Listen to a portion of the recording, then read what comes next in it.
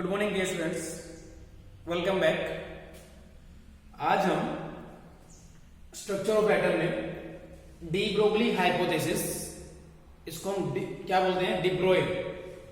De Broglie लिखा जाता है, डिब्रोय बोलते हैं, डिब्रोय हाइपोथेसिस। डिब्रोय हाइपोथेसिस और क्या पढ़ेंगे आज, हाइजेनबर्ग अनसर्टेनिटी प्रिंसिपल। ये दो टॉपिक पढ़ेंगे, छोटे छोटे टॉपिक्स हैं, बहुत इंपॉर्टेंट। तो चलिए हम स्टार्ट कर लेते हैं डी ब्रोगली, ठीक है। इन्होंने क्या कहा कि इन्होंने सिंपल से कहा कि भाई देखो, इन्होंने एक हाइपोथेसिस दिया और इससे पहले जो हमने पढ़ा था एक बार वो देख लेते हैं कि एक जो वेव होता है वो किसकी तरह बिहेव करता है, एक पार्टिकल की तरह। वेव एक पार्टिकल की तरह बिहेव करता है, ठीक है। प्लैंक्स क्वांटम थ्योरी, और हमने क्या पढ़ा था इस चीज को एक्सप्लेन करने के लिए, हाइजेनबर्ग वो पढ़ा था, photoelectric effect, black body radiation. ये सारी की सारी चीजें क्या प्रूव कर रही थी कि एक जो वेव होती है उसका वेव लाइट जो होता है वो वेव नेचर के साथ साथ उसका पार्टिकल नेचर भी होता है। तो अगर इसका पार्टिकल नेचर है, ठीक है, अगर इसका पार्टिकल नेचर है, एक वेव है, वो कभी कभी पार्टिकल की तरह अगर बिहेव करता है, तो इन्होंने क्या कहा, इन्होंने कहा कि क्या एक पार्टिकल जो है वो बिहेव कर सकता है एक वेव की तरह। इन्होंने पूछा क्या एक पार्टिकल एक वेव की तरह बिहेव कर सकता है ना। जब एक वेव जो है वो पार्टिकल की तरह बिहेव कर सकता है, ड्यूअल नेचर हम पढ़ चुके हैं, ड्यूअल नेचर होता है, ठीक है। क्या एक फिर जो पार्टिकल है वो वेव की तरह बिहेव कर सकता है ना। तो इन्होंने कहा कि हम वेवलेंथ निकालेंगे, lambda which is equal to h by p. Lambda क्या होगा, वेवलेंथ, h क्या होगा, प्लैंक्स कांस्टेंट, और p क्या होगा, मोमेंटम। p क्या होगा, मोमेंटम। मोमेंटम क्या होता है भाई, कोई भी पार्टिकल है उसका कुछ ना कुछ मास होगा, मूविंग पार्टिकल होना चाहिए तो कुछ ना कुछ वेलोसिटी होगी। तो m और v उसका मास हो और उसकी जो वेलोसिटी है उसका जो प्रोडक्ट होगा, उसका जो मल्टीप्लीकेशन होगा वो क्या होगा, मोमेंटम। वो क्या होगा, वो मोमेंटम होगा। तो क्या मैं m इंटू वी की वैल्यू यहां पे रख सकता हूं, रखो, कोई दिक्कत वाली बात है नहीं। m इंटू वी, ये मीटर पर सेकंड में चाहिए, ये केजी में चाहिए, और ये किस में चाहिए, ये प्लैंक्स कांस्टेंट आपका है। प्लैंक्स कांस्टेंट इसकी वैल्यू कितनी होती है, h की वैल्यू 6.626 इंटू 10⁻⁻34 होती है। अगर मैं बात करूं, ये बाद में देखेंगे कि मास किसका कितना होता है, इसको कंपेयर करेंगे। तो इन्होंने कहा कि हम ना वेवलेंथ निकाल के देख लेते हैं, वेवलेंथ निकाल के देखी गई पार्टिकल्स की। तो हमने दो तरह के पार्टिकल्स लिए, एक तो लिया हमने इलेक्ट्रॉन और दूसरा लिया टेनिस बॉल। अगर हम दोनों को कंपेयर करने की कोशिश करें तो इलेक्ट्रॉन जो होता है वो बहुत छोटा होता है, इवन क्या होता है, इतना स्मॉल साइज है इसका कि माइक्रोस्कोपिक पार्टिकल है ये। और टेनिस बॉल जो है वो एक एज कंपेयर टू इलेक्ट्रॉन बहुत बहुत बहुत ज्यादा बड़ा पार्टिकल है as compare to tennis electron. तो टेनिस बॉल है, ये भी एक पार्टिकल है और ये भी एक पार्टिकल है ना। तो क्या ये वेव की तरह बिहेव करेंगे, है ना। तो पहले इलेक्ट्रॉन के बारे में निकाल के देख लेते हैं, क्या इलेक्ट्रॉन जो है वो वेव की तरह बिहेव करता है। तो इलेक्ट्रॉन का जो मास होगा वो कितना होता है, 9.1 इंटू 10⁻⁻31 kg। क्लियर है, कितना होता है, 9.1 इंटू 10⁻⁻31 kg। इसकी वेलोसिटी कितनी है, लेंगे 10⁻6 मीटर पर सेकंड। प्लैंक्स कांस्टेंट x की वैल्यू 6.626 into 10⁻⁻30, ये हमें पता है। तो हमें क्या करना है, लैम्डा की वैल्यू निकाल लेनी है।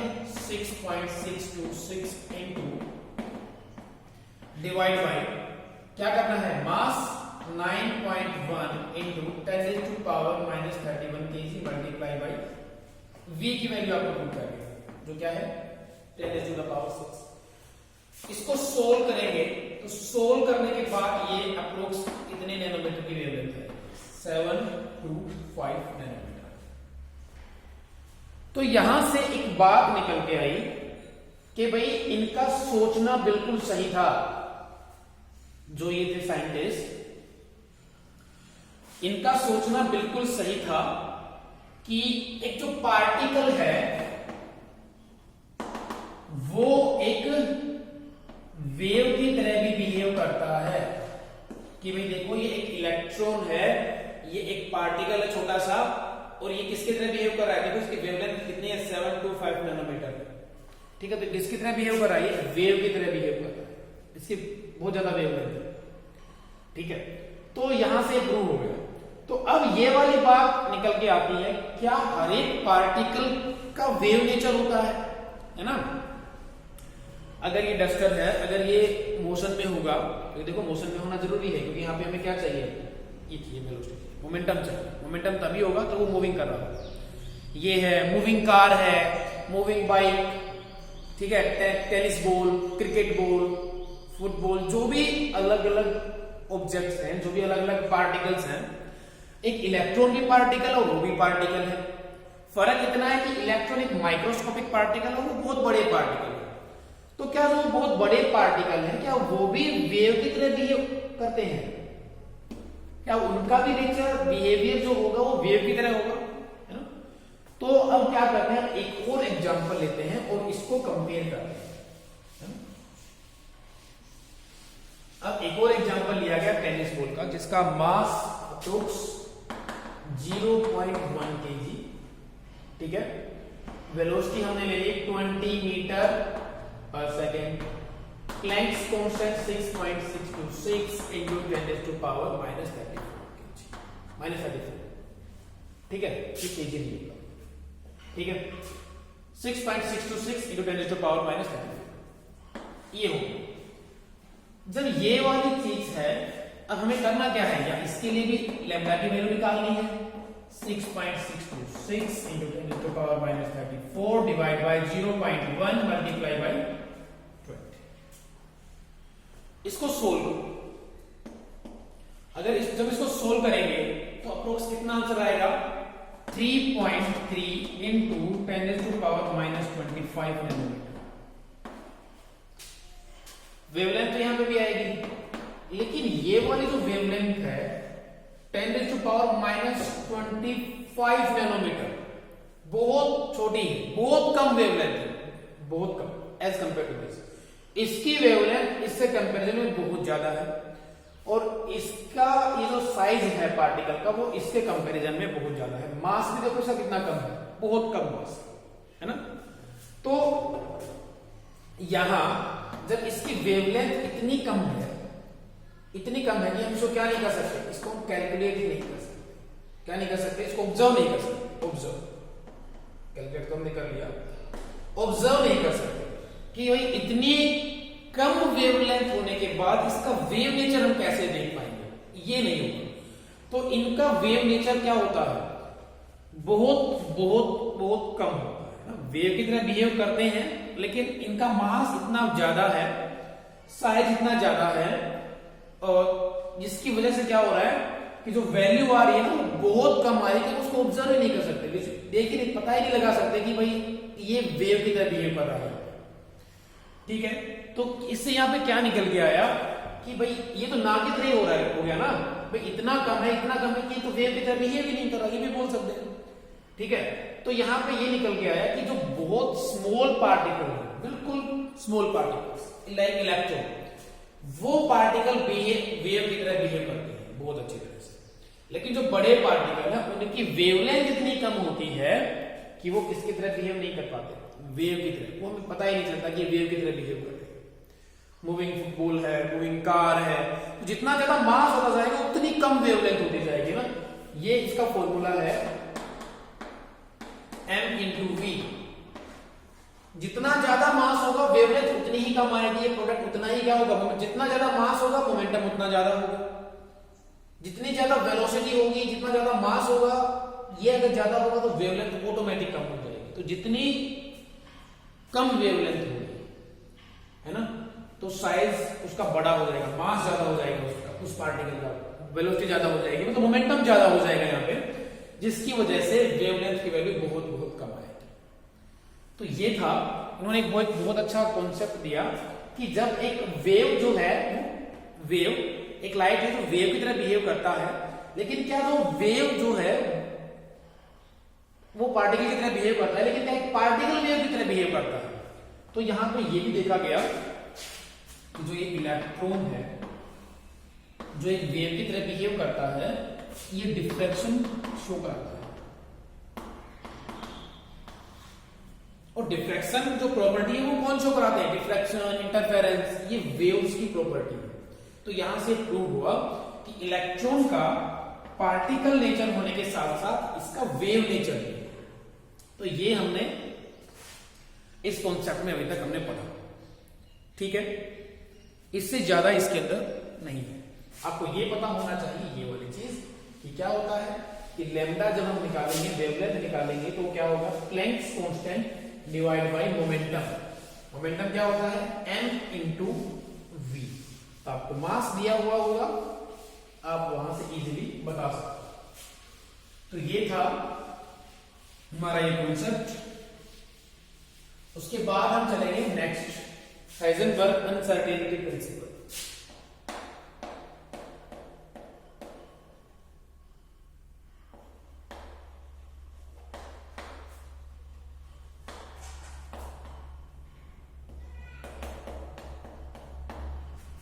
Heisenberg uncertainty principle. अब इनका कहने का क्या मतलब है? हाइजेनबर्ग ने क्या कहा कि ये तो है पोजीशन,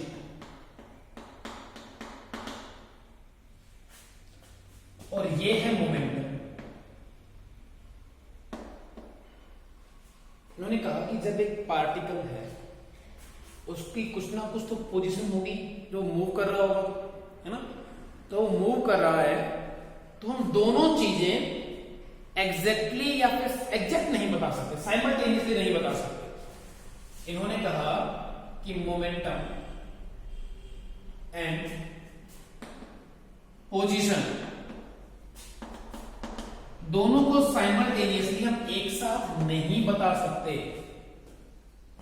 ठीक है। क्यों नहीं बता सकते वो भी देखते हैं। देखो, इन्होंने एक रिलेशन दिया, ये कहा ये वाला रिलेशन, ग्रेटर देन और इक्वल टू h/4। इसका सिग्निफिकेंस देखते हैं क्या है, ये कहने का मतलब क्या कहना चाहता है यहां से। देखो, इन्होंने कहा कि अगर मान लो कि एक मूविंग ऑब्जेक्ट है, उसकी कुछ ना कुछ तो वेलोसिटी होगी। भाई एक मूविंग ऑब्जेक्ट है, उसकी कुछ ना कुछ तो वेलोसिटी होगी, और जितनी उसकी वेलोसिटी होगी उसके हिसाब से उसकी कभी भी एग्जैक्ट पोजीशन नहीं बता सकते। क्योंकि अगर मान लो कि यहां से वो यहां मूव कर रहा है, इस डायरेक्शन में मूव कर रहा है, तो हम ये नहीं कहेंगे ना कि वो यहां है। क्योंकि अगर हम एग्जैक्ट डायरेक्शन बताएंगे, एग्जैक्ट पॉइंट बताएंगे, उसका पोजीशन बताएंगे, तो क्या होगा, और आगे तो चला जाएगा ना, क्योंकि वो कॉन्टिन्यूसली मूविंग है ना। भाई अगर वो मूविंग है, ठीक है, मूव कर रहा है वो कॉन्स्टेंटली किसी एक वेलोसिटी के साथ, तो हम ये नहीं बता सकते कि उसकी एग्जैक्ट पोजीशन क्या है, ठीक है। एग्जैक्ट पोजीशन अगर हमने बता दी कि ये इसकी एग्जैक्ट पोजीशन है, तो जो इसका मोमेंटम है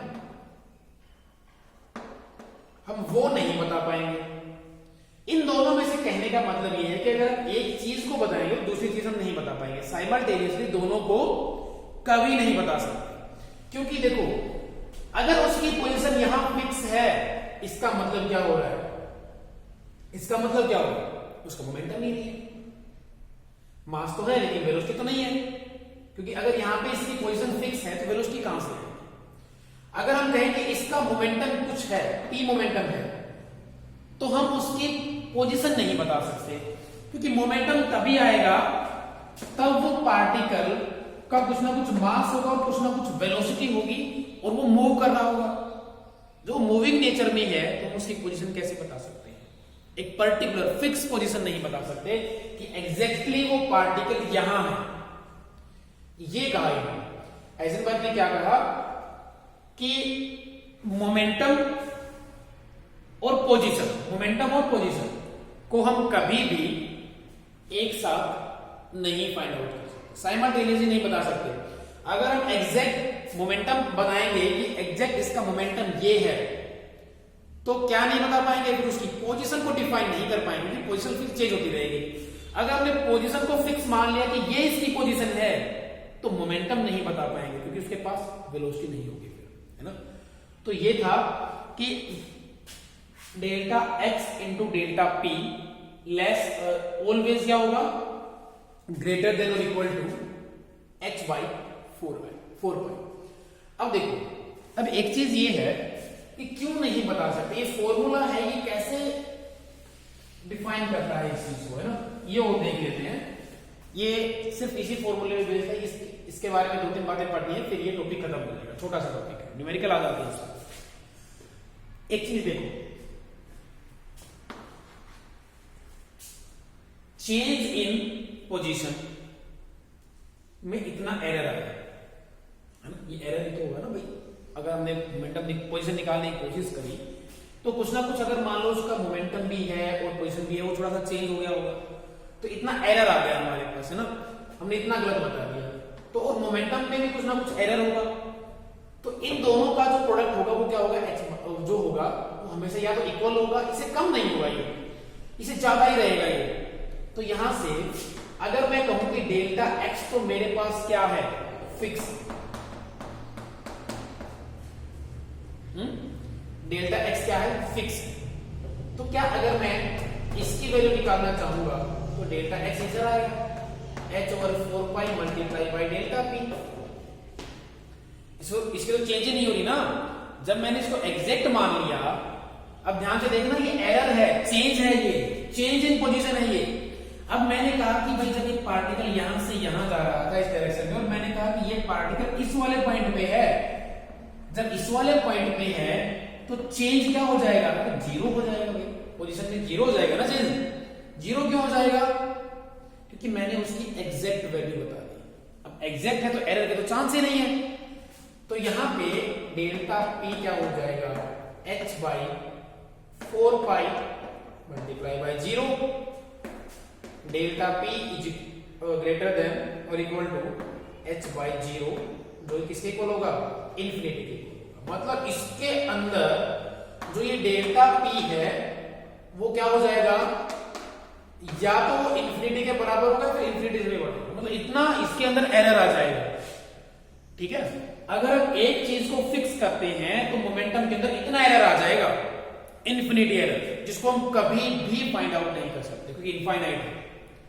समझ में आया कि अगर हम पोजीशन को फिक्स मान लेते हैं, सेम टू सेम अगर हम मोमेंटम को फिक्स मान ले तो भी ऐसा ही होगा। अगर आपने क्या किया कि मोमेंटम को मान लिया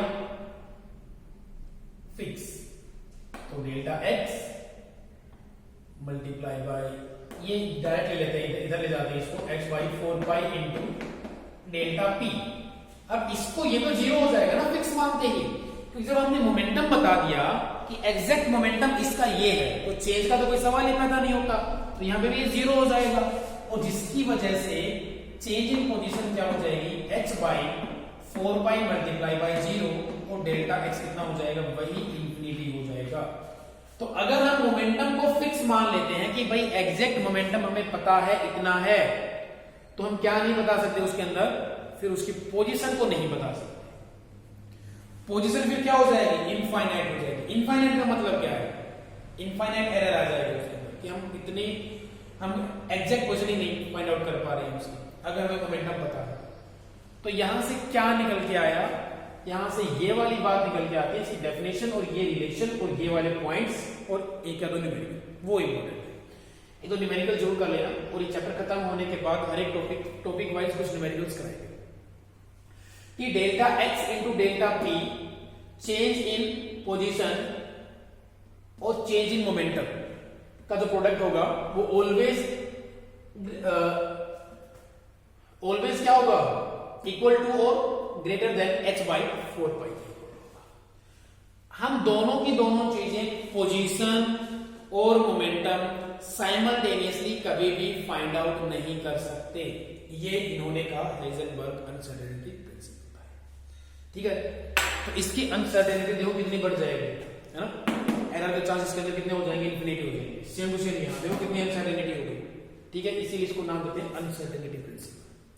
चलो, तो ये हमारे हुए आज के दो कॉन्सेप्ट्स, दोनों ही बहुत इंपॉर्टेंट है। इसके बाद हम पढ़ेंगे क्वांटम के बारे में, ठीक है भाई। क्वांटम थ्योरी क्या कहती है भाई, साइज को लेके, शेप को लेके किस तरह से प्रेजेंट है, तो हम क्वांटम थ्योरी को ही थोड़ा सा डिटेल में पढ़ेंगे, और क्वांटम थ्योरी बहुत अच्छे से इनको एक्सप्लेन भी कर लीजिए ना, अभी तक वेल एक्सेप्टेड क्वांटम थ्योरी है। तो क्वांटम थ्योरी हम स्टार्ट करेंगे, नेक्स्ट वीडियो में हम क्वांटम थ्योरी पढ़ेंगे। तो हमें डीप नहीं पढ़ना है क्वांटम के बारे में ना, बहुत ऊपर से थोड़ा थोड़ा देखेंगे, क्योंकि डीप आप पढ़ोगे ग्रेजुएशन में, मास्टर डिग्री में, वहां पे आप इनको डीप पढ़ोगे। तो हम इसके बाद क्वांटम थ्योरी पढ़ेंगे, ठीक है। तो आज के लिए इतना ही। ये दोनों के दोनों कॉन्सेप्ट बहुत छोटे छोटे हैं, कम से कम दो न्यूमेरिकल जरूर निकाल के देखिएगा इनके, और मन लगा के पढ़ते रहिएगा। Thank you for watching.